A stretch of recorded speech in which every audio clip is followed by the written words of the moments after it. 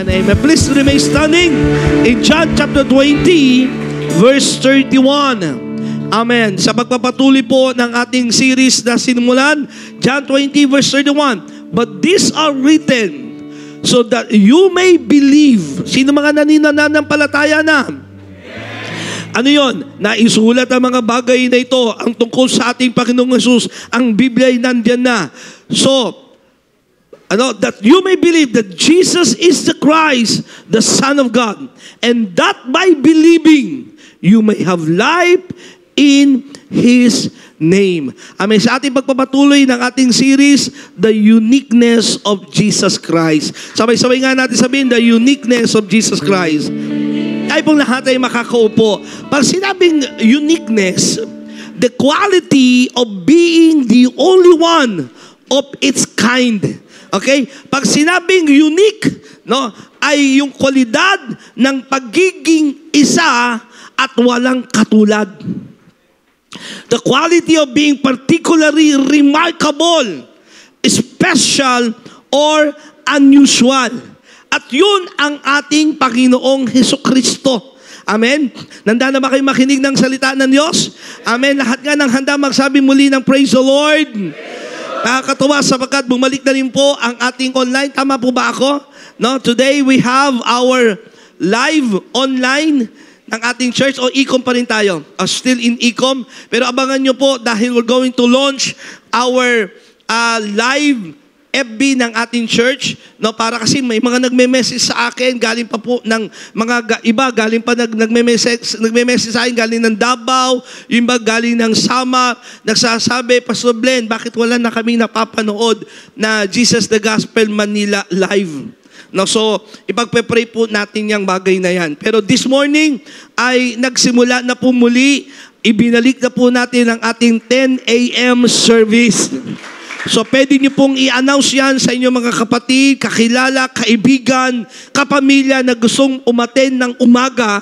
We have 10 a.m. service.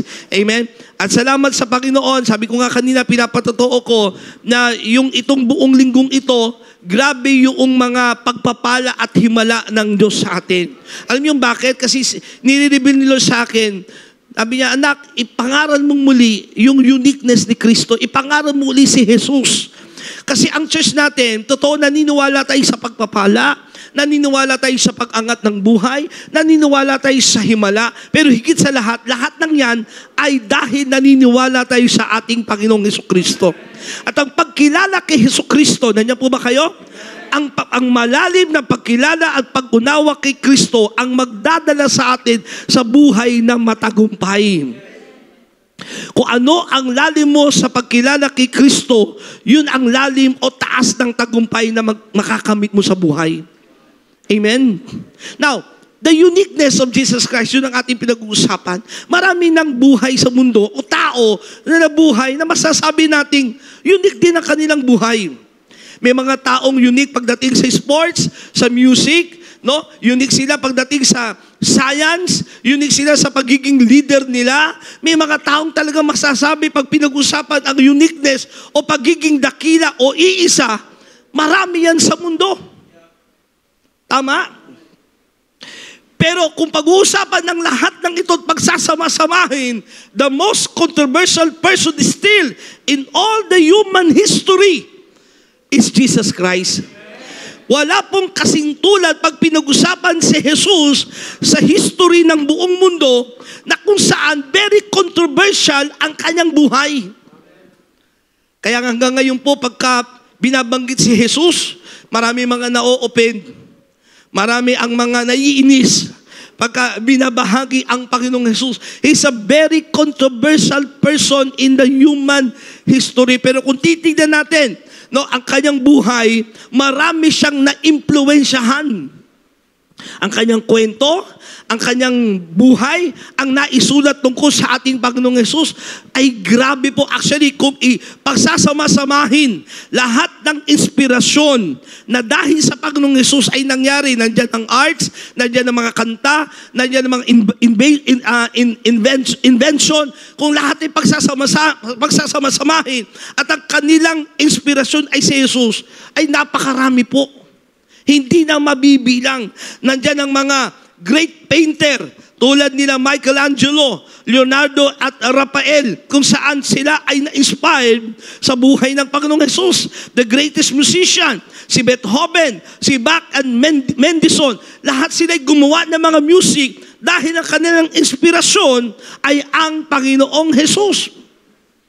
At kung pagsasama-samahin ang 40 years na pagtuturo nila Plato, Confucius, no, at sa kanila Socrates, 40 to 50 years of philosophy ay hindi pa rin maitutulad sa pagtuturo ni Jesus, 3 taon lamang. In his 3 years teaching, ito 40 to 140 years of teachings, 3 taon lang si Jesus, pero yung kanyang impact na naituro ay grabe. So ang ating pinag-usapan ngayon is the uniqueness of Jesus Christ. At ngayon naman, pag-usapan natin, kasi nakaraang linggo, the uniqueness of Jesus Christ's resurrection. Ngayon naman, yung kakaiba, walang katulad na buhay ng ating Panginoong Jesus. The uniqueness of Jesus Christ's life. Bakit ba very controversial siya? Bakit ba grabe yung impact niya na hanggang ngayon, hindi naman natin siya nakita, hindi naman natin siya nahawakan, di ba? Nababasa lang natin ang kanyang buhay. Pero bakit ganun na lamang ang impact? Ano bang meron kay Jesus na ito? At tingin kayo lahat sa akin, mga kapatid, lalo mga manggagawa at Kristiyano na sinasabing mananampalataya ng Panginoong Hesus. Inuulit ko na rin yung sinabi ko kanina, yung pagkilala sa Panginoong Hesus at malalim na pagkilala sa Kanya ang magdadala talaga sa atin sa tagumpay. Kasi maaaring magtagumpay ka na wala si Jesus, pero hindi pa rin yung tagumpay. Nandiyan kayo? Paano nangyari yung pastor? Nagtagumpay pero wala si Jesus, hindi pa rin tagumpay. Kasi may tagumpay na ang standard ay mundong tagumpay. Anya kayo? Meron kasing tagumpay na ang standard ay mundo. Tulad ng kayamanan, kasikatan, pera, kayamanan. Anya kayo? Pwede mo makamit yan kahit wala kang Kristo sa buhay. Hello? Pero ang totoong tagumpay, kasi iiwanan mo lahat ng bagay yan sa mundo. Lahat ng bagay sa mundo ay lilipas at maglalaho. At kung wala kang pagkilala sa Panginoong Hesus, baliwala ang lahat. Kaya binabalikan natin, pinag-uusapan natin muli ang buhay ng ating Panginoong Hesus. Now, what makes the life of Jesus Christ unique? At bang naging kakaiba? No, ilang mga bagay na pag-uusapan natin ngayon upang, sabi ng talatang binasa natin kanina, ang pagkilala sa Panginoong Hesus ang magdadala sa atin sa buhay na walang hanggan. Amen ba?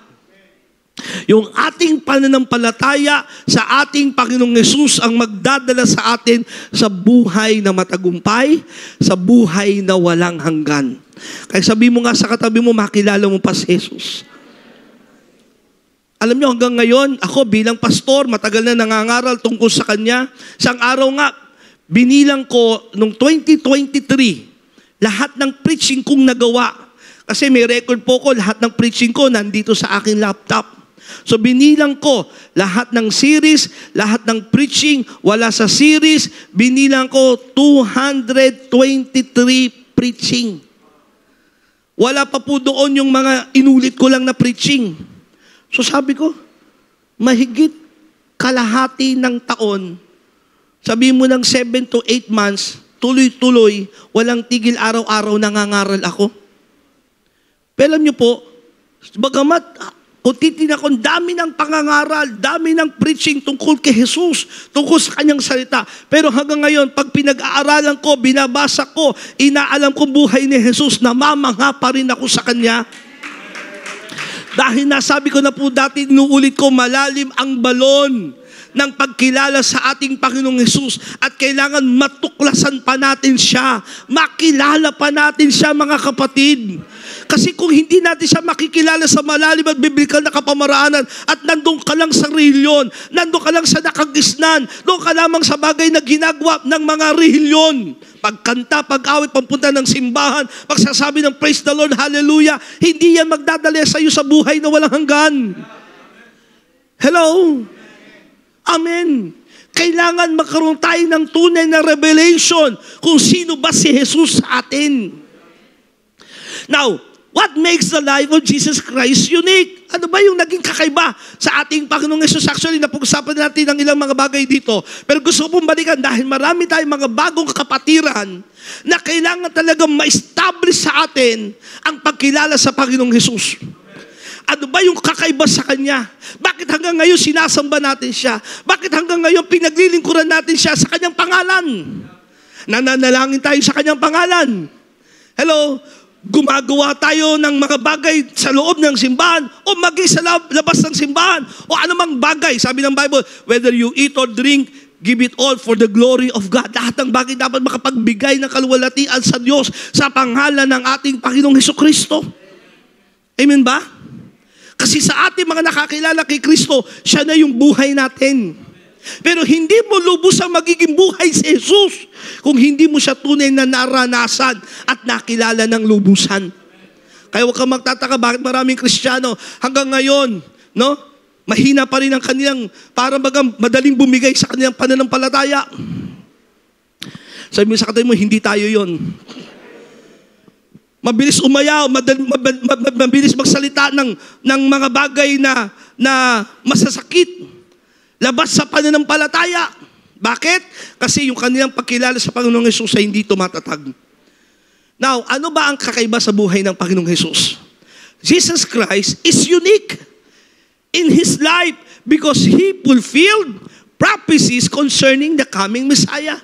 Wala pong nabuhay sa mundo na tulad ng buhay na meron sa Panginoong Hesus. Nandiyan kayo? Now listen to me, tingin kayo sa akin.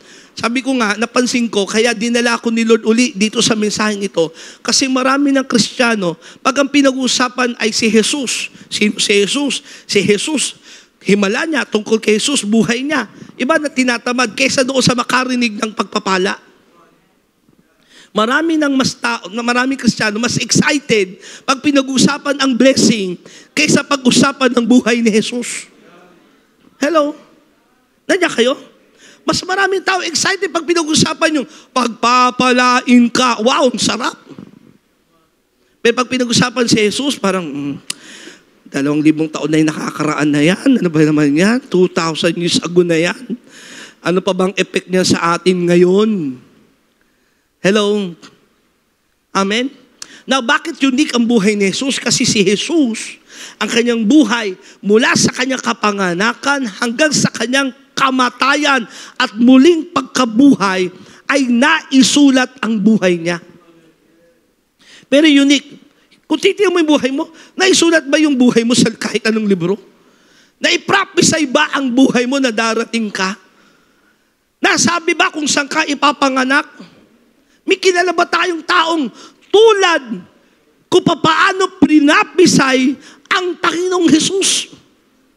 Wala. Kahit mga great man of God, nandiyan si Elvis pagdating sa rock and roll. The king of rock and roll. Pero naisulat ba ang kanyang buhay kung paano siya ipapanganak? Paano siya mamamatay? Nandiyan kayo? Saan siya ipapanganak? Saan siya lalaki? Hello? Walang naging katulad ni Jesus. Is very unique in His life kasi lahat ng nangyari sa Kanya bago pa siya ipinanganak ay naisulat na. Balikan natin ito kasi pinag-usapan natin ito tuwing real Christ, no?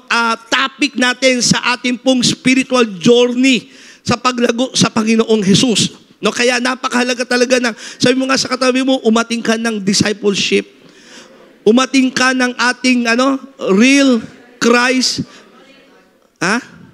Yun nga, yung discipleship process natin sa church. Okay? Now, there is 353 prophecy. Now, listen to this, There is 353 prophecy that Jesus fulfilled about the coming Christ. Sa Bible po, bagamat wala pa po yung New Testament, yung Old Testament, mula Genesis to Malakay, yun po yung libro ng mga Hudyo, ng mga Jews, no, yung mga yung Judaism, no, sa Israel, yun ang kanilang librong pinaniniwalaan na sinulat ibinigay ng Diyos sa kanila, na kung saan naisulat doon ang pagdating ng Messiah at nandoon yung 353 prophecy. Halimbawa, ilan sa mga well-known events na mga propesiya ay virgin birth. Di ba si Jesus ipinanganak ng birhen? Ipinanganak sa Bethlehem. Tatawaging Emmanuel. Ipagkakanulo. Isinulat pati paano siya ipagkakanulo. Magkanong halaga? Anong gagawin doon sa perang pinagkanulo sa kanya? Naisulat na. Hindi aksidente. Very unique ang buhay niya. Kasi lahat ng bagay na nangyari sa kanya, sa buhay ng Panginoong Hesus, ay naisulat. Ngayon, kung hindi niya magagampanan yon at hindi niya magagawa yung mga propesiyang yon, magsasabi na hindi siya yung Kristong darating na magliligtas. Pero sa bawat pangyayari, siya pinanganak, paano siya namatay, paano siya nabuhay, paano siya inilibing. Nandiyan kayo? Pati yung damit niyang pinagpustahan, paano siya ipinako, sasaksakin sa tagiliran, mabubuhay muli, aakyat sa langit. Ilan lamang yan sa 353 prophecy na tinupad ni Jesus. Now, listen to this. Ito nakakahanga. Bakit very unique ang buhay ni Jesus? Kasi pag pinag-aralan po, yung science of probability, pag sinabing the science of probability, yung kakayanan o pag-aaral ng kakayanan upang mangyari ito, after examining only 8 lamang po, different prophecies, they conservatively estimated that the chance of one man fulfilling all 8, listen to this ito pang pag-aaral po ng sensya, yung isang tao na 8 lamang propesiya sa 353, 8 propesiya lamang ang matupad mo, yung probability is 10 to the 17th power or 1 in quadrillion. Naintindihan niyo yun? Halimbawa, ikaw yung magiging Mesaya, halimbawa. Para matupad na ikaw yung Mesaya o tagapagligtas, yung Kristong darating na manunubos, kailangan 353 prophecy ang matupad mo. Yung mga bagay hindi mo kontrol. Halimbawa, hindi mo kontrol sa kay papanganak. Hindi mo kontrol kung saan ka lalaki kasi may magulang ka. Nandiyan kayo? Hindi mo kontrol kung saan ka ililibing kasi pagpatay ka na hindi mo alam kung saan ka na ililibing. Meron nga akong kilalang nanay, kabilin-bili na niya, huling hininga niya, anak, mamamatay na siya, true story ito. Huwag mo kong ililibing sa kabihasnan. Kasi yung lugar ng kabihasnan, binabaha, mabaho, tambakan ng basura, libingan. Huwag mo kong ililibing sa kabihasnan. Nung namatay siya, doon siya nailibing. Wala siyang magagawa. Patay na siya. Nandiyan kayo? Pero si Jesus, mula kapanganakan hanggang mamatay, natupad niya. Now, sabi sa pag-aaral, 8 lang ang matupad mo. Ang probability is 10 to the 17th power chance. Halimbawa, ganito example niyan, nung nabasa ko ito Meron kang 5 piso na ginto, 5 pesos coin, pero yari sa 21 karat gold na ibinigay sa'yo. Ngayon, nung ibinigay sa'yo ito, iahagis mo sa buong Metro Manila, na kung saan yung buong Metro Manila ay tinabunan ng tigli 5 piso na barya. Okay? Intindihin nyo ito yung probability, ibig sabihin. At ang gagawin, yung buong Metro Manila, ilalagay sa isang box ng malaking-malaki. Halimbawa lang, isipin nyo lang, kakalugin yung buong Metro Manila na may lamang tigli 5 piso. Na hinihagis mo doon yung 5 piso mong ginto. Okay? Buong Metro Manila, punong-puno ng 5 piso, inihulog mo doon yung 5 piso mo at inalog yung buong Metro Manila. Ang gagawin mo, sasakay ka sa aeroplano o helicopter at hahanapin mo yung 5 piso mo. Ano yung chance na mahanap mo siya? Napaka-liit ng chance. Nandiyan kayo? Ganon din yung probability ng chances ng isang tao, 8 propesiya ang matupad mo. Ganong kabigat. Pero si Jesus, upang hindi ka magkamali, hindi ka maligaw, na kung sinong kikilalanin mong Kristo, kung sinong kikilalanin mong Panginoon, upang hindi ka maligaw, 353 prophecy ang kanyang tinupad. Yun yung kakaiba sa kanya. Kaya sabi mo sa katabi mo, huwag ka na magdalawang isip. Wala nang katulad si Jesus. Siya'y nag-iisa lamang. Hello? Si Jesus lamang ang nabuhay sa mundong ito. Nandiyan po ba kayo? Now, we're talking about the uniqueness of Jesus Christ. Ginagawa natin itong teaching ngayon. Maging mga pastor natin, pinipresito. Bakit? Sa pamamagitan ng pakilala at pananampalataya sa Panginoong Hesus, magdudulot sa iyo ng buhay na walang hanggan. Mahal na mahal ka namin na kung saan ayaw namin mapahamak ka. Mahal ka namin. Sabi nga sa katabi, mahal kita kay Lord. Ayaw ko mapahamak ka. Ayaw namin maligaw kayo ng landas. Hello, maraming inaalok ang mundo. Tingkay lahat sa akin. Maraming inaalok ang mundo. Paano ka magiging masaya? Maraming inaalok ang mundo. Paano ka magtatagumpay sa mundo? 10 steps para ikaw ay maging successful person. 8 steps. Quick a way to get a success. Ang daming ganyan sa mundo ngayon. Hello, pwede mo makamit ang tagumpay na meron sa mundong inuulit ko. Pero yung tagumpay na ang Diyos lamang makapagbibigay. At higit sa lahat, yung daan papunta ng langit, yung ikay pupunta sa langit, sang araw makakasama mo ang Diyos ng walang hanggan. Walang ibang paraan kundi sa mamagitan lamang ng ating Panginoong Hesukristo. Amen ba? Kaya ulitin mo nga sa katabi mo, sikuhin mo ng malakas mo, mahal kita kay Lord. Lakasan mo, mahal kita kay Lord. Huwag ka na magdalawang isip sa Kanya, sa ating Panginoong Hesukristo. Sa church na ito, hindi po natin pinapangaral ang pangalan ni pastor. Hindi natin pinipris ang pangalan ng church natin. Ang ating itinuturo sa ating lahat na narito ay panampalatayanan natin sa Hesukristo. Siya'y nag-iisa lamang. Unique si Jesus. Wala siyang katulad.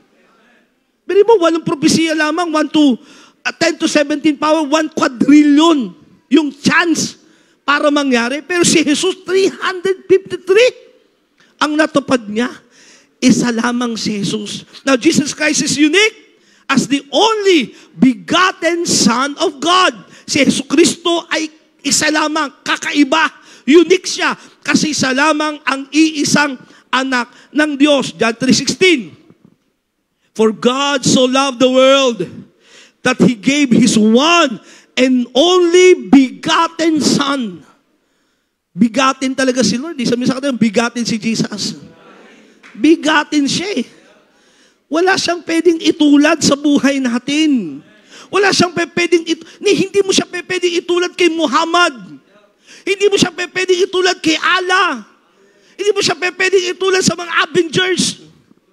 Kay Spider-Man, kay Iron Man. Puro mga imahinasyon lamang yan eh. Nandiyan kayo? Kaya kung meron man tayong paglalagakan ng ating pananampalataya, kung meron man tayong paglalagakan ng ating buhay, nandiyan kayo? Hello? Please, buksan mo yung puso mo kay Jesus. Buksan mo ang Espiritu sa Kanya. Sapagkat siya lamang ang anak, ang buktong na anak ng Diyos. Kaya sinabing, the one and only begotten Son, ang nag-iisa. Sa mula pa sa simula, anak na siya ng Diyos. Kasama siya ng Diyos. Ano sabi pa ng Bible? John chapter 1 verse 14, English Standard Version, and the Word became flesh. At ang salita'y naging tao and dwelt among us, and we have seen His glory, glory as of the only Son from the Father. The only Son from the Father. Ang iisang anak ng Diyos mula sa Ama. Full of grace and truth. Siya lamang po yung kaisa-isang anak. Bili mo ang uniqueness ng Panginoong Hesus. na kaisa-isang anak, bagamat kaisa-isang anak ng Diyos, ibinigay pa niya para sa atin. Bakit ganun niya tayo kamahal? For God so loved the world. Ganun na lamang ang pagsinta, ang pag-ibig ng Diyos sa iyo at sa akin. Nandiyan ba kayo? Alam niyo yung, pakibalik mo nga yung John 3:16. Ito yung love letter ni Lord sa atin. The love letter of God to us. Naggayon na lamang ang pagsinta, ang pag-ibig ng Diyos sa atin, bagamat tayo'y makasalanan, bagamat hindi natin hinahanap ang Diyos, bagamat kaaway tayo ng Diyos, pero dahil mahal na mahal ka niya, ibinigay niya ang kanyang kaisa-isa, ang bugtong na anak ng Diyos, upang ang sino mang sasampalataya sa Kanya. Hello? Tanong mo yung katabi mo, nananampalataya ka ba sa iisang Diyos?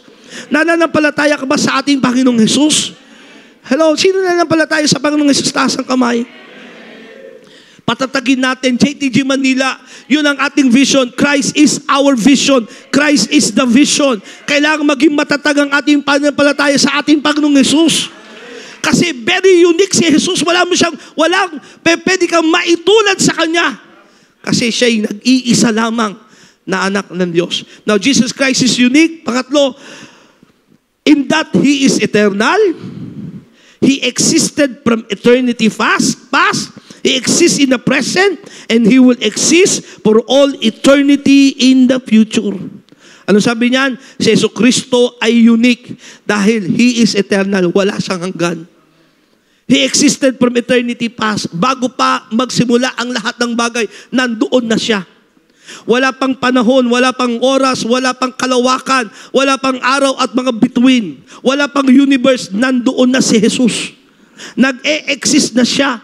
At kaya naman hindi siya mawawala kasi maging sa darating pang mga panahon, nandyan na si Jesus. Si Jesus ay hindi nag-exist dahil ipinanganak lamang siya ni Maria. Nandiyan kayo na kanyang ina. Ipinanganak ang child, but the son was given. Ano sabi ng Isaiah chapter 9 verse 6? No? Unto us a child is born and a son is given. Ibig sabihin, ipapanganak ang isang sanggol pero ibinigay ang anak. Kasi yung anak na yon, the begotten son, ay nag-e-exist na noon pa man. Yun ang kaibahan ni Jesus. Marami magkiklaim na sila ang tagapagligtas. Maraming relihiyon na mag-aalok kung ano yung paraan paano maliligtas ang tao sa magitan ng pagsapit ng kanilang relihiyon. Pero kanilang relihiyon, kailan lamang nag-exist. Hello? Kaya ang katotohanan natin kayo lahat sa akin, walang relihiyon na makapagliligtas sa tao. Kundi si Jesus lamang ang daan, ang buhay at ang katotohanan. Walang makakaparoon sa Ama kung hindi sa pamamagitan ng ating Panginoong Hesukristo. So sa mga salitang ito, Jesus Christ is unique. Why? Because He is eternal. He existed from eternity past. He exists in the present and He will exist for all eternity in the future. Ibig sabihin nito, bakit unique si Jesus sa kanyang buhay? Because Jesus is eternally God. Pakipindot. Dahil si Jesus ay ang Diyos na walang hanggan. Kakaiba siya kasi siya lamang ang Diyos na naging tao. At nung naging tao siya, He is fully human and He is fully God. Wala kang pwedeng maitulad sa ating Panginoong Jesus. Ano sabi ng John chapter 1, verse 1, in the beginning was the Word. Sa pasimula pa, naroon na ang salita. Kasama ng salita ang Diyos. Kasama ng Diyos ang salita. At ang salita ay Diyos. In Genesis chapter 1 verse 1, in the beginning, God. So ang salita at ang Diyos ay nag-e-exist na sa simula't simula pa. Hello? Hindi natin kayang unawain yung simula. Kasi lahat tayo, yung walang pasimula. Kanya kayo ulitin ko hindi natin maunawaan yung salitang walang pasimula kasi lahat tayo may simula. Imagine mo, walang simula. Parang hirap isipin yun, yung walang simula. Mahirap unawain. Pero si Jesus ay walang pasimula. Bago pa ang simula ng lahat ng simula, Nag-e-exist na siya. Bakit? In the beginning, nandun na ang salita. In the beginning, in Genesis chapter 1 verse 1, nandun ang Diyos at ang salita at ang Diyos ay magkasama. Kasi ang salita ay Diyos. Jesus is equally God. Hindi lamang siya mababang Diyos na sumunod sa Ama, kundi kapantay niya ang Diyos. John chapter 1 verse 2, He was with God in the beginning. Pilipos 2:6, kahit siya'y likas at tunay na Diyos, hindi niya ipinagpilitang manatiling kapantay ng Diyos. Now listen, tingin kayo lahat sa akin. Parang kung titingnan natin itong pinag-usapan natin, very technical, doctrinal. Pero listen, gusto mong lumalim sa pagkilala sa Panginoon? Gusto mong magtagumpay sa tukso, kasalanan, at may katiyakan ka sa buhay na walang hanggan? Huwag ka lang ma-excite doon sa kayamanan. Huwag ka lang ma-excite doon sa pagpapala na meron sa mundo. Huwag ka lang tumingin sa career na meron na tatahakin mo sa buhay. Hello? Kasi lahat ng bagay na pansamantala lamang, yes, naniniwala tayo, gusto tayong pagtagumpayin ng Diyos sa mundong ito. Pero anong tagumpay na meron tayo kung wala naman tayo kay Jesus? Kung hindi mo siya kilala ng lubusan. Amen.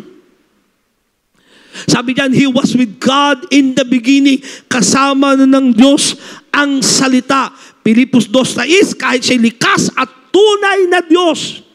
So siya'y tunay na Diyos. Sa ibang relihiyon, siya'y tao lamang na itinaas ng Ama. Hello? Pero sa ating paniniwala, ayon sa kanyang mga salita, uniqueness of Jesus Christ, dahil siya'y isang tunay na Diyos. In John chapter 1 verse 2, letter B, and the Word was God. At ang salita ay Diyos. Sabay-sabay nga natin sabihin, ang salita ay Diyos. At sino yung salita? In John chapter 1 verse 14, and the Word became flesh. At ang salita ay naging tao. Walang ibang naging tao kundi ang ating Panginoong Jesus. Siya'y kakaiba dahil siya'y Diyos. Ang buhay ni Jesus ay kakaiba. Hindi mo maikukumpara kasi siya yung tao na bago naging tao ay nag-e-exist na. Kakaiba ang buhay ni Jesus kasi bago pa siya maipanganak, wala pa ang buong sanlibutan, wala pa ang araw, ang buwan, ang mga bundok, nandun na siya. Nag-e-exist na. Kaya tayo, hindi natin alam yung nakaraan, yung kinabukasan natin, hindi natin control ang kinabukasan natin. Natatakot tayo sa kinabukasan natin dahil na rin sa mga nangyari sa atin sa nakaraan. Pero alam niyo po, ang Panginoong Jesus, siya ang noon, ngayon, at sa magpakilanman. He is the Alpha and the Omega. Ang kailangan mo lang talaga, sabi mo nga sa katabi mo, pagkatiwalaan mo si Jesus. Manampalataya ka ng lubusan sa Kanya.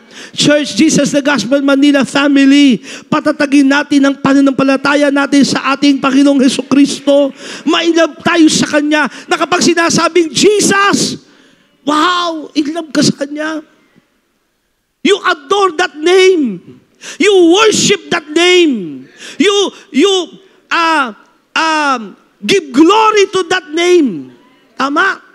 Pag sinabing Jesus, yung iba, Jesus, parang nagtitinda ng taho sa amin. Bagamat yung Jesus na yan, yung Jesus na yan, ay salitang pangalan na ang kahulugan ay tagapagligtas. Yun ang kahulugan nun eh. Pero yung Jesus, yung Kristo, yun yung Diyos, yung anak ng Diyos na nag-e-exist na noong paman. Hello?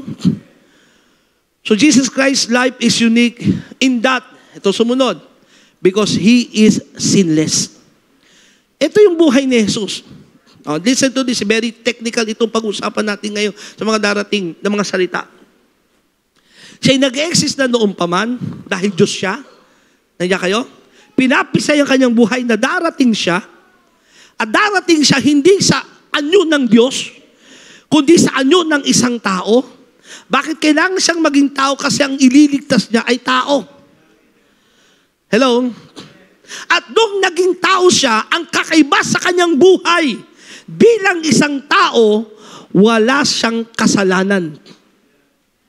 That's why we believe in the virgin birth of Jesus Christ. Naniniwala tayo sa kapanganakan ng ating Panginoong Hesus mula sa isang birhen. Bakit kailangan ipanganak siya mula sa isang birhen? Kasi kung siya ipapanganak na mula sa binhi ng lalaki, yung binhi ng lalaki ay may kasalanan mula sa ninuno nating Eva at Adan.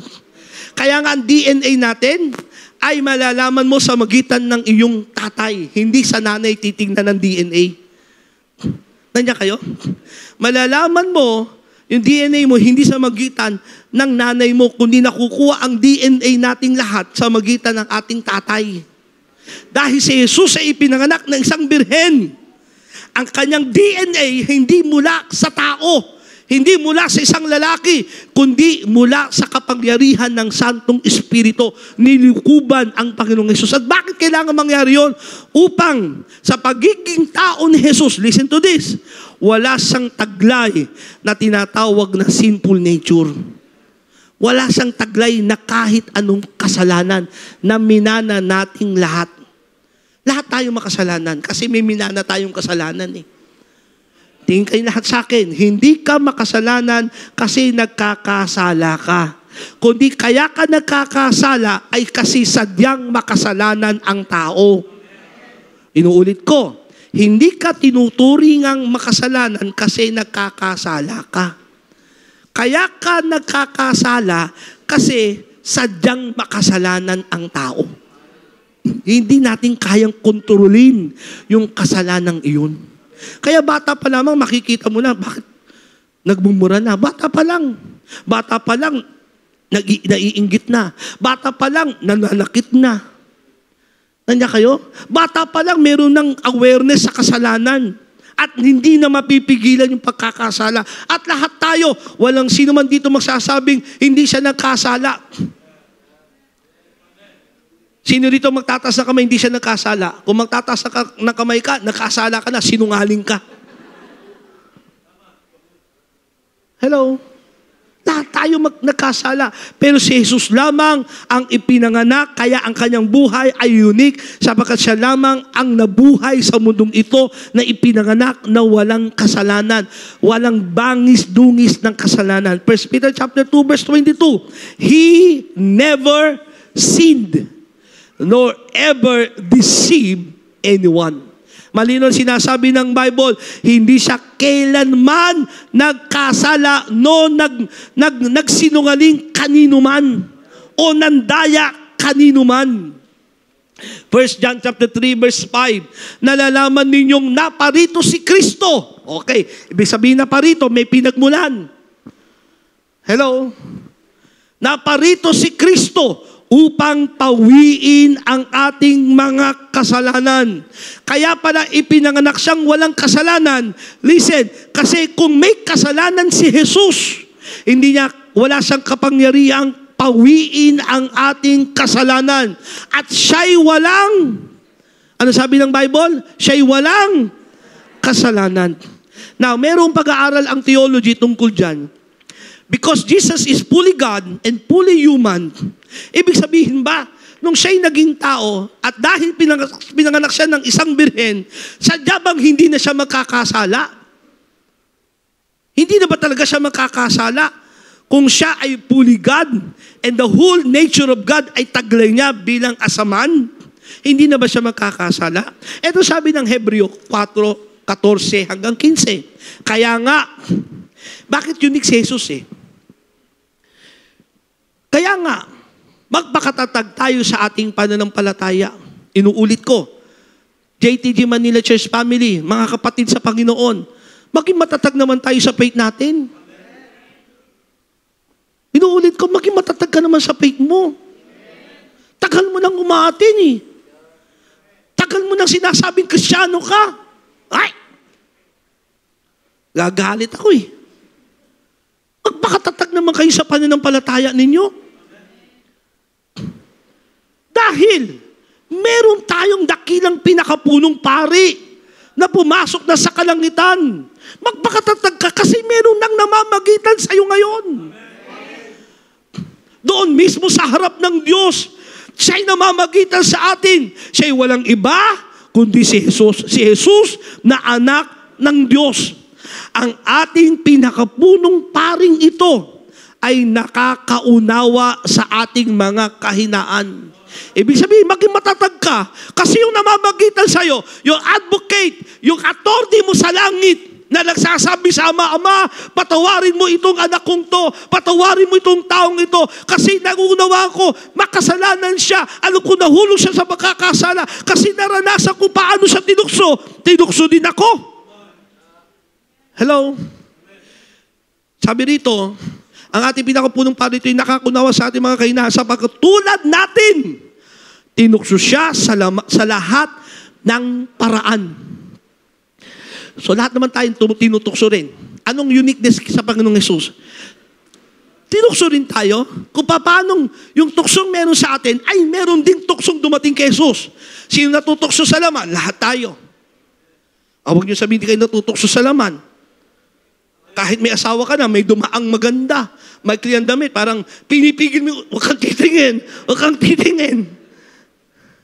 Di ba? Hello? Nakakita ka ng cute.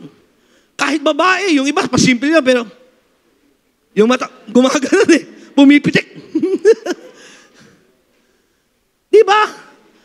Natutukso tayo sa laman. Natutukso tayo sa karangalan. Gusto natin bibigyan tayo ng karangalan. Napapasalamatan tayo. Nabibigyan tayo ng halaga bilang tao. Si Jesus ganun din. Tinukso siya sa laman, tinukso siya sa kaluwalhatian, tinukso siya sa pera, sa lahat ng paraan. Tinukso siya. Subalit, ano sabi diyan? Subalit, kailan may hindi siya nagkasala. Yes, naunawaan niya yung pinagdadaanan mo. Kaya unique si Jesus kasi tinukso din siya. Dumating si Satanas nung panahon siya'y nag-aayuno for 40 days and 40 nights upang siya'y tuksuhin. Tinukso ba siya sa laman? Yes, tinukso siya. Sabi ni Satanas, gawin mo nga tinapay ang mga batong ito upang ikay makakain. 40 days and 40 nights na siyang di kumakain eh. Gutom na siya eh. Tinukso din siya sa laman. Kaya naunawaan niya ang ating mga pinagdadaanan.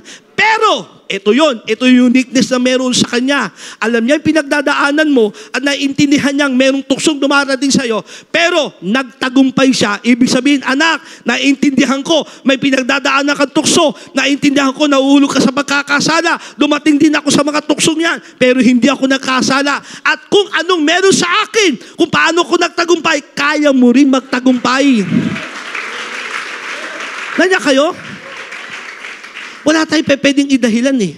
Isang araw, sabihin natin sa Diyos, Lord, grabe yung tukso sa mundo, hindi mo naiintindihan. Hindi ka naman naging tao eh. Hindi mo pwede sabihin sa Kanya yon. Hindi mo pwede sabihin, ang hirap maging Kristiyano sa mundo. Kasi grabe ang tukso sa mundo, grabe ang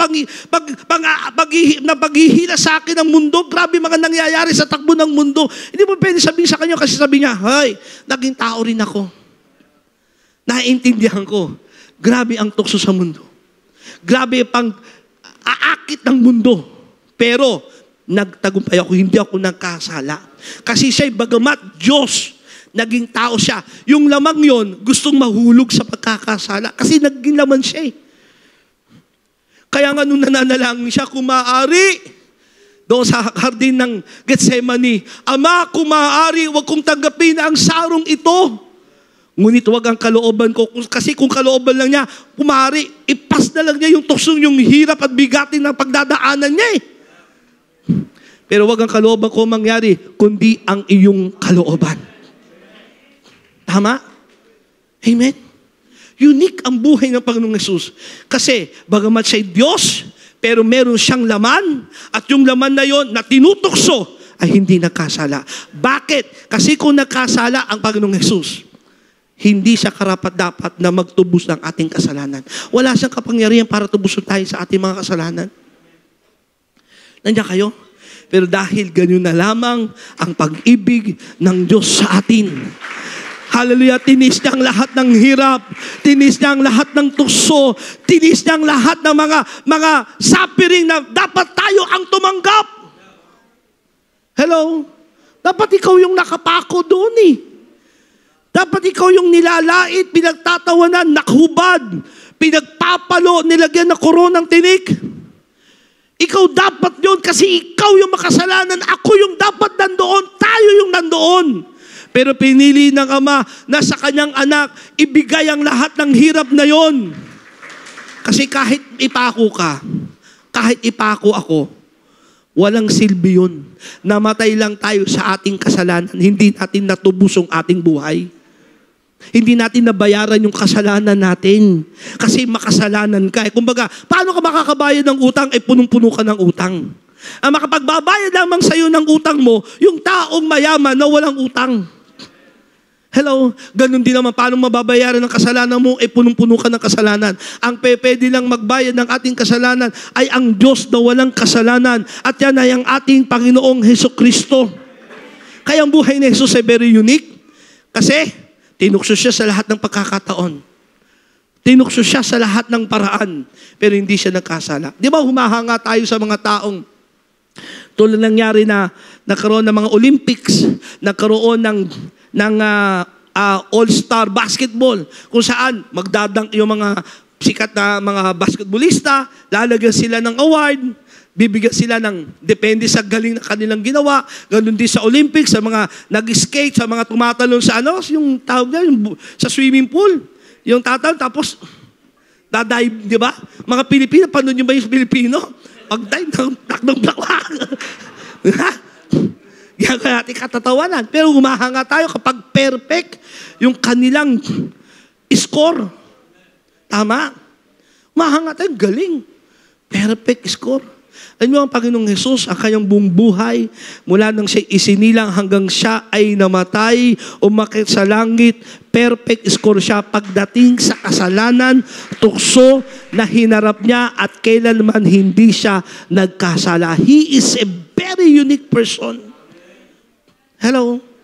Bakit niya uli ginawa yun? Kailangan tiisin niya lahat ng hirap, tiisin niya lahat ng tukso, siya'y magtagumpay. Kasi yung tagumpay na yun ay kailangang maipasa sa atin upang tayo ay walang maidahilan sa Kanya.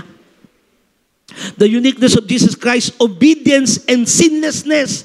Yung uniqueness ng ating Panginoong Hesus sa Kanyang pagsunod at pagiging walang kasalanan. Although Jesus was the Son of God, He learned, natutunan niya. Ibig sabihin, nagunawaan niya, tayo bilang tao, mahirap taga sumunod kasi may laman tayo. Pero si Jesus, bagamat siya'y anak ng Diyos, natutunan niya through what He suffered and being made perfect, He became the source of eternal salvation to all who obey Him.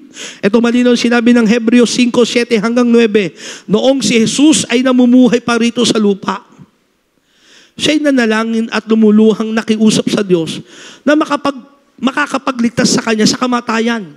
At dininig siya ng Diyos dahil lubos siyang nagpakumbaba. Kahit na siya'y anak ng Diyos, yun yung uniqueness niya. He is the begotten Son of God.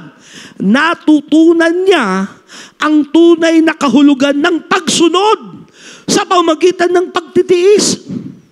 At nang siya'y maging ganap, siya'y naging walang hanggang tagapagligtas ng lahat ng mga sumusunod sa Kanyang kalooban. Anong ibig sabihin nito, Pastor? Sabi rito, tiniis niyang lahat ng hirap. Bagamat siya anak ng Diyos, pero natutunan niya sa magitan ng pagtitiis yung pagsunod sa Ama. Di ba mga patitingin tayong lahat sa akin? Tingin kayo lahat sa akin. Kaya patatagin natin yung ating faith eh. Kaninong faith? Hindi sa ating lakas. Kaninong faith? Hindi sa simbahan, hindi kay pastor, hindi sa leader mo. Hello? Patatagin mo ang iyong pananampalataya sa ating Panginoong Hesukristo. Amen ba? Sikuhin mo niyang katabi mo, sabi mo, maging matatag ka pa. Sabi mo, maging matatag pa tayo sa ating pananampalataya sa ating Panginoong Hesus. Kasi si Jesus, natutunan niya kung paanong sumunod sa Ama.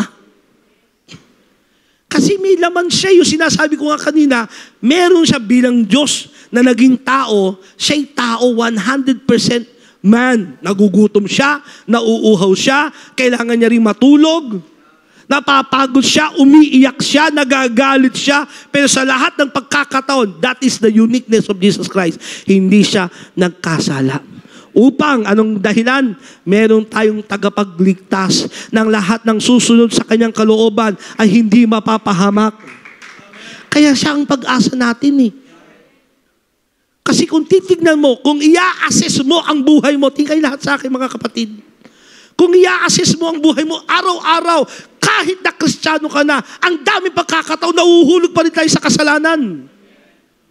Totoo, di ba? I-assess mo yung buhay mo. Mula kaninang umaga, nakaraang araw, nakaraang linggo, tignan mo at balikan mo. Ang daming pagkakataon. Hindi mo maitatanggi. Hello? Maging totoo ka lang sa sarili mo. Nakapagmura ka sa isip. Hello? Nagalit ka sa kapwa. Tumingin ka ng malaswa sa cellphone mo. Hello? Nakapag-isip ka ng hindi maganda. Totoo, di ba? Ha? Hello? At kung titignan natin, walang solusyon yung ating kasalanan. Wala. Kasi bihag tayo ng kasalanan yan. Kahit na masabi mo ng born again ka, Kristiyano ka, nahuhulog ka pa rin doon eh. Kaya sinabi ng Bible, meron tayong tagapamagitan. Ito yung uniqueness ng buhay ni Jesus. Kasi makikita mo, bagamat siya'y anak ng Diyos, siya'y Diyos na naging tao, pero natutunan niya ang sumunod. 100% na pagsunod sa Ama. Ibig sabihin, tulad ng sinabi ko kanina, anak, wala kang maidadahilan, sabi ng Diyos. Wala ngayon tayong maidadahilan. Puro tayo dahilan. Keso tinukso ako. Keso kasi ganito ang kahinaan ko. Di ba laging bukang bibig natin niya, pasensyahan nyo na ako, kahinaan ko kasi yan eh. Minsan hindi na kahinaan, ugali mo na yan at saka kasalanan na yan eh, na nag-ahari pa rin sa buhay mo eh. May kausap mo ako ngayon? That's why we need to have real and genuine faith sa ating Panginoong Jesus. Kailangan maging matatag ang ating pananampalataya kay Jesus. Marami ang kumapit at umasa sa church. Nang bumagsak ang church, bumagsak ka rin. Bumagsak marami mga Kristiyano dahil sa church lang nakatingin. Umasa at nakasandal ang kanilang pananampalataya sa kanilang pastor, nalaman nila yung pastor nila. Totoo naman, walang pastor na perpekto. Hello? Doon ka nakasandal. Yun ang yung pinapanampalataya na. Kung ano yung ginagawa ng pastor ko, yun ang magiging buhay ko. Nalaman mo, nagkakasala rin si pastor, nanghina ka na rin. Bumagsak ka na rin. Umayaw ka na rin. Hello? Kaya nung kailangan tayong magpasakop, magpasailalim, at sumunod sa kalooban, hindi natin, kundi ng Diyos sa pamamagitan ng ating Panginoong Hesukristo. Basahin natin itong napakagandang nabasa ko kanina. Praise God, sabi rito, that His acceptance of us is not ultimately based on our obedience. Purihin ng Diyos. Dahil ang pagtanggap ng Diyos sa atin, hindi nakabase sa pagsunod natin. Kasi kung nakabase sa pagsunod natin, it-tice mo nga lang, di mo maibigay.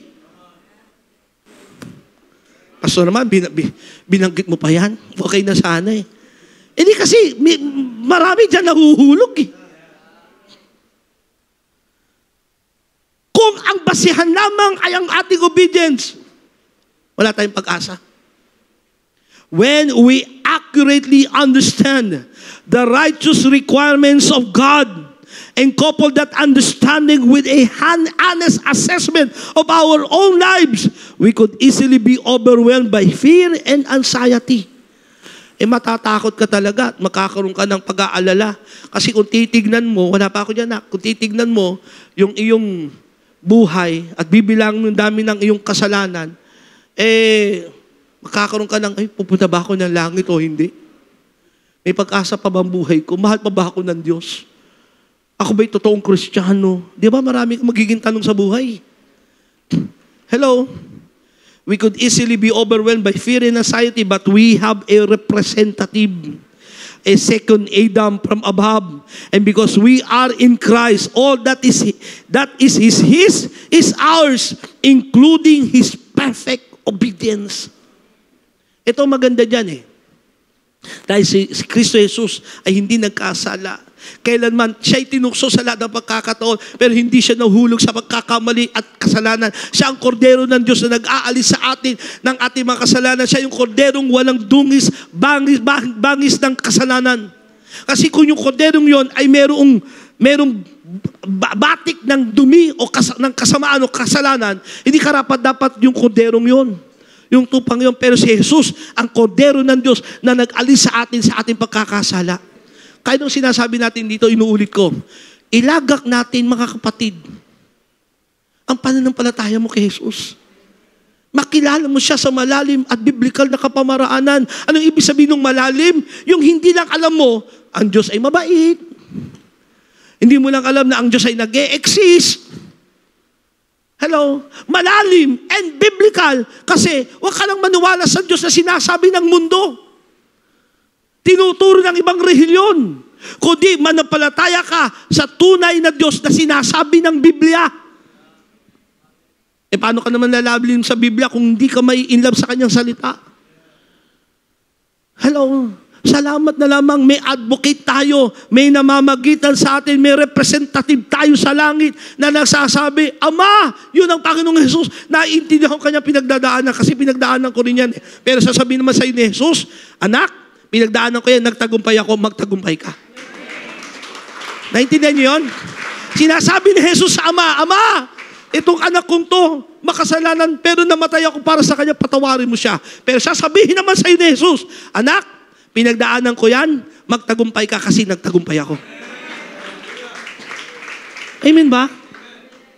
Listen, church, ang pagiging Kristiyano natin, hindi dapat naghahari o nananaig pa rin sa atin ang kasalanan. May nagtagumpay na sa kasalanan, si Jesus yun. At yung tagumpay niya, ibinigay sa'yo. Kaya pwede kang magtagumpay sa kasalanan. Pero kung hanggang ngayon, struggle mo pa rin yung isang area sa buhay mo na kasalanan, ibig sabihin, bihag ka pa rin doon. Naghahari pa rin sa'yo yun. May kausap po ba ako rito? Kaya bandang huli, yung kasalanan yon na naghahari at nangunguna pa rin sa buhay mo, sabi ng Biblia, may kasalanang hahantong sa kamatayang espiritual. Eh, anong solusyon, Pastor? Ilagak mo yung faith mo sa unique na Diyos, sa Panginoong Jesus. Ilagak mo yung pananampalataya mo. Sabi mo, Lord, di ko kaya to. Pero nagtagumpay ka at yung tagumpay mo, ibinigay mo sa akin. Kaya Lord, pangunahan mo ako. Tulungan mo ako. Gabayan mo ako. Ma-inlove ka kay Jesus. Bigay mo ang buhay mo ng lubusan sa Kanya. Hindi yung alam mo lang. Hello? Sabi mo nga sa katabi mo, wag yung alam mo lang. Kundi maranasan mo. Jesus Christ is unique because He alone is the one who bore our sins. As our sin bearer, He grants us forgiveness and salvation and a right standing with God. No one else could take away our sin. Walang pwedeng maglinis ng yung kasalanan. Hindi si pastor. Hindi si kumari mo. Hindi si father. Si Pope. Walang tao. Kundi ang ating Panginoong Hesus lamang. Mateo 1:20 hanggang 21. Ngunit habang pinag-iisipan ito ni Jose, kasi nagpakita si Gabriel kay Jose. Pero bago magpakita si Gabriel, itong si Jose nag-iisip na ay, nakakalas na ako sa napag-usapan na pagkasundo ang kasalan namin ni Maria kasi natuklasan niyang buntis si Maria. Eh hindi naman niya ginagalaw kasi nga hindi pa sila kasal. Paano nabuntis ito? So pinag-iisipan niyang ihiwalay kay Maria. Pero sa kanyang panaginip, ang isang anghel ng Panginoon, sinabi nito sa kanya, Jose, anak ni David, huwag kang matakot na pakasalan si Maria sapagkat ang sanggol na dinadala niya ay mula sa Espiritu Santo. Magsisilang siya ng isang batang lalaki at Jesus ang ipapangalan mo sa sanggol sapagkat ililigtas niya ang kanyang bayan sa kanilang mga kasalanan. Sino magliligtas sa ating mga kasalanan? Walang iba kundi si Jesus. John chapter 1 verse 29, kinabukasan nakita ni Juan na si Jesus ay lumapit sa kanya. Kaya sinabi niya, tignan niyo, siyang kordero ng Diyos na nag-aalis ng kasalanan ng sanlibutan. Walang mag-aalis ng kasalanan mo. Yung kasalanan yan, parang ano yan eh, parang stain. Para yung, ano sa Tagalog ng stain? Parang mancha na hindi mo maiaalis na kahit anong laba o kahit anong detergent ang gamitin mo. Hello? Pero merong kayang mag-alis yan, yung dugo ng kordero ng Panginoon. Yung dugo ng ating Panginoong Jesus. Yan yung good news eh. Yan yung mabuting balita. Walang paraan yung kasalanan mo. Kahit na pagsaktak mo yung sarili mo. Diba ginagawa ng iba itong nakaraan na Holy Week? Nagpinitensya? Yung isa, natawa ako eh. Kasi habang nagpinitensya siya, may lumapit na may tubo. Hinampas mo naman. Nakita niyo yun? Nagalit siya. Sabi niya, bakit mo hinampas? Eh, nagpinitensya ka na rin naman eh.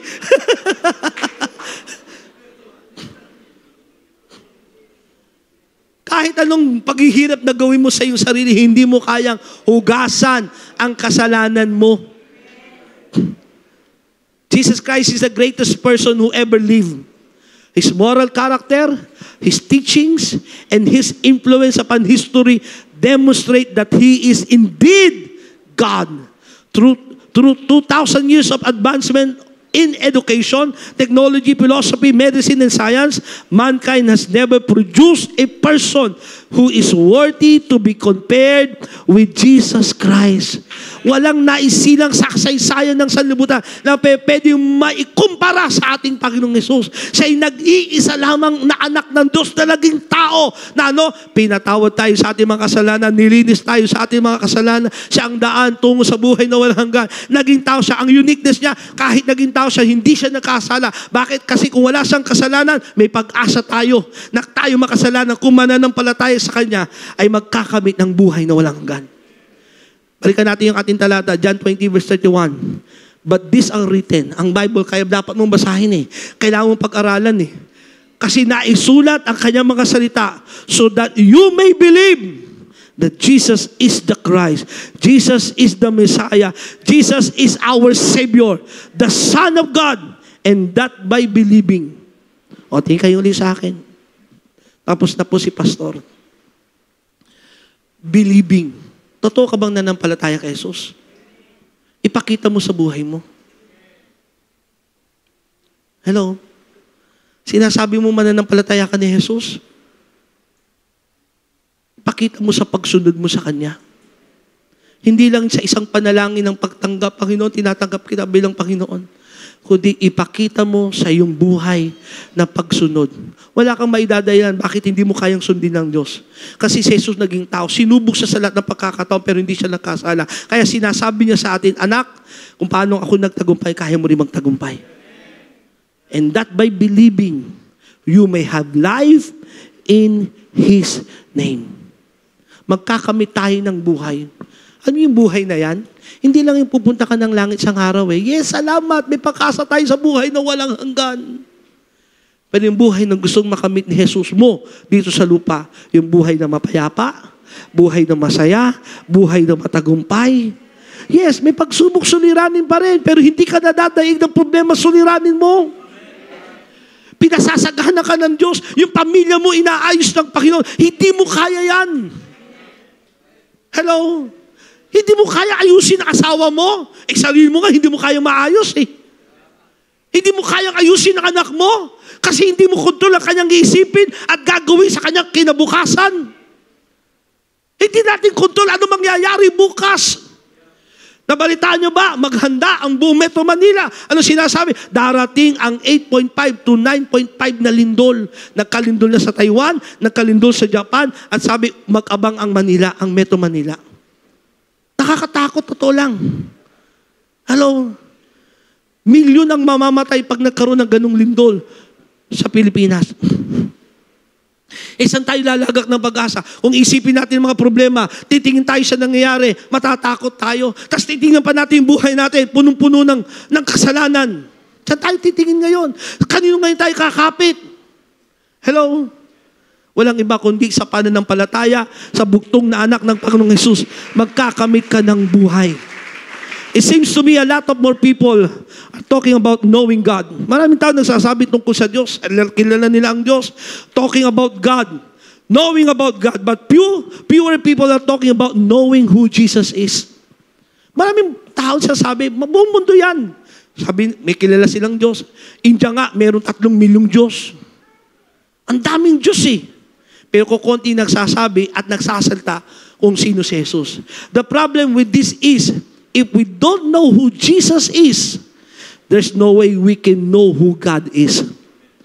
Walang paraan na makikilala mo ang tunay na Diyos kung hindi mo kilala si Jesus. You can have God and not have Jesus Christ. Hindi ka pwede magkaroon ng Diyos nang wala si Jesus sa iyo. Kasi si Jesus ang eksaktong larawan ng Diyos. Siya ang ibinigay ng Diyos sa atin para makilala natin ang tunay at iisang Diyos. Anong sabi ng maging huling talata natin in Acts chapter 4 verse 11 to 12. Sabay-sabay nating basahin. 1, 2, 3, go. Ang Jesus na ito, ang batong itinakwil ninyong mga tagapagtayo ng bahay, ang siyang naging batong panulukan. Sa Kanya lamang matatagpuan ang kaligtasan, sapagkat walang ibang pangalan na sinumang tao sa buong mundo na ibinigay ng Diyos sa mga tao upang tayo ay maligtas.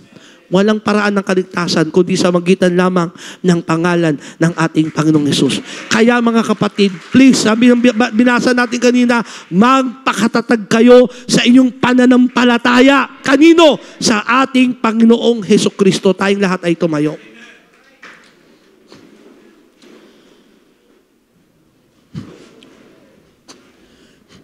Maraming Kristiyano, parang ang buhay nila babat taas. Parang nandun sila sa duyan, aangat at bababa. Hindi ba pwedeng pataas, lagi na lang tayo ng pataas? Ba't kailangan aangat at bababa? At minsan sa pagbaba mo, nahirapan ka ng uling umangat. Bakit? Tingin kayo lahat sa akin. Kasi, nananangan ka lang sa sarili mong lakas. Kaya mahihirapan kang tuloy-tuloy dapat ang paglakas mo. Tuloy-tuloy dapat ang pag-angat mo. Tuloy-tuloy dapat ang pagkilala at paglilingkod mo sa Diyos. At bakit bumababa? Kasi nananangan lang tayo at ang ating pinapanampalatayan sarili lang natin. Paano mo masasabi yung pastor? Hindi ko naman sinasabi ko sa buhay yon. Kasi kapag ang inaasa mo, trabaho mo, pamilya mo, pera mo, lahat ng yan walang pag-asa.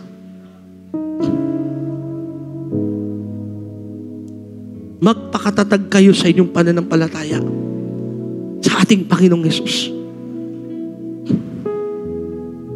Lilipas ang lahat ng bagay sa mundo. Mali yung sinabi ng Biblia, maglalaho lahat ng bagay, walang matitirang bato sa kapwa bato. Lilipas ang lahat ng bagay. Ngunit ang salita ng Diyos ay mananatili magpakilanman. Kailangan lagi tayong bumalik JTG Manila Church Family, balik lagi tayo sa tamang diwa ng pananampalataya kay Jesus. Misa kasi umaasa na lang tayo sa ministry. Umaasa na lang tayo sa kapwa nating kapatiran. Pag may problema tayo, nandiyan sila, kaagapay natin. Nakakalimutan natin, kaya merong tumutulong sa'yo. Kaya merong gumagabay sa'yo. Kasi pinapayagan ng Diyos na sila'y magamit sa buhay mo. Ang Diyos pa rin ang dahilan. Ngayon, kung ilalabas mo ang buhay mo kay Jesus, paano, pastor, ilalabas ang buhay ko kay Jesus? Ay, nananampalataya nga ako sa Kanya. Paano masabing lalabas ko buhay ko sa Diyos? Kristiyano nga ako. Huwag mo na lang dayain yung sarili mo. Maging totoo ka na lang. Gaano kahalaga ang Diyos sa buhay mo? Gaano ka nananampalataya sa Kanya? Gaano mo nagnanasa na masunod ang kalooban ng Diyos sa iyo? Gaano? Gaano kahalaga ang Kanyang salita sa iyo? Gaano kahalaga ang pananampalataya mo kay Jesus? Di ba naaya ka lang ng barkada mo, hindi ka na nakapagsimba?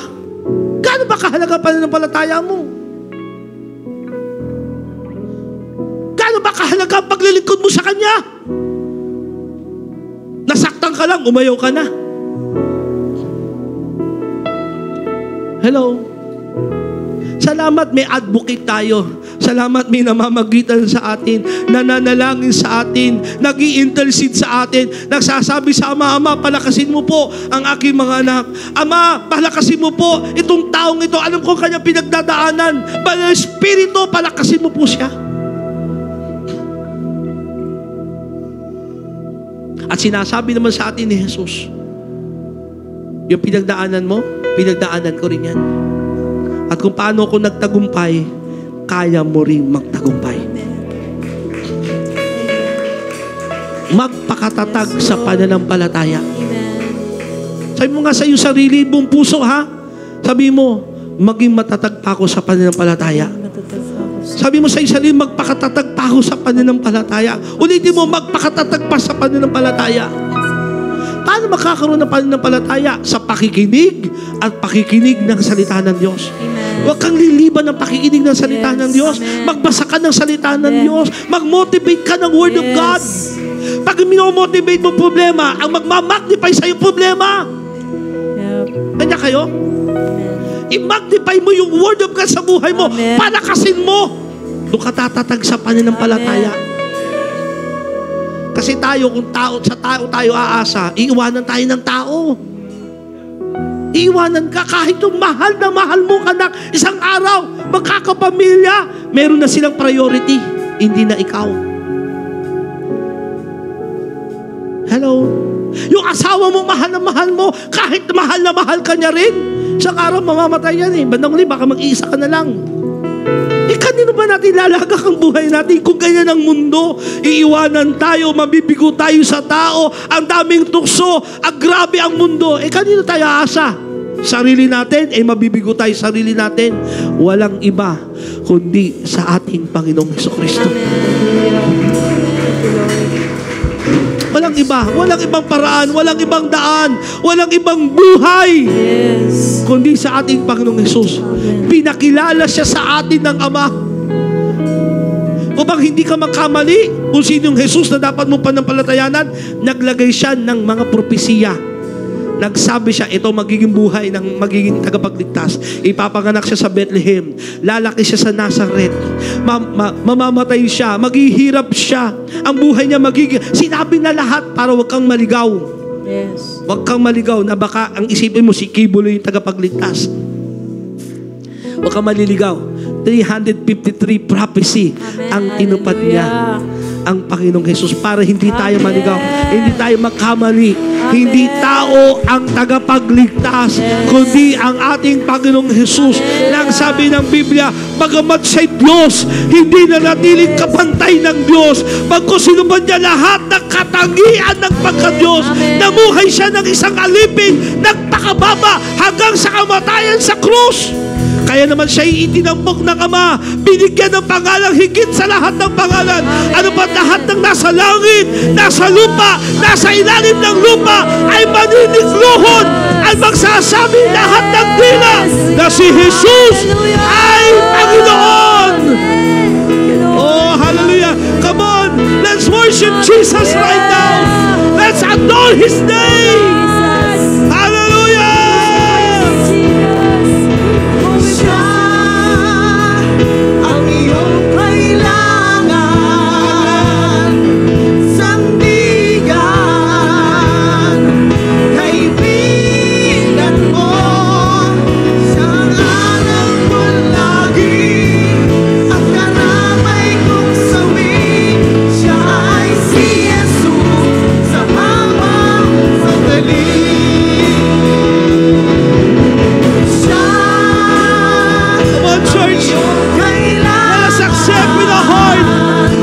Jesus ang ating kailangan. Matatagin natin ang ating pananampalataya sa Kanya.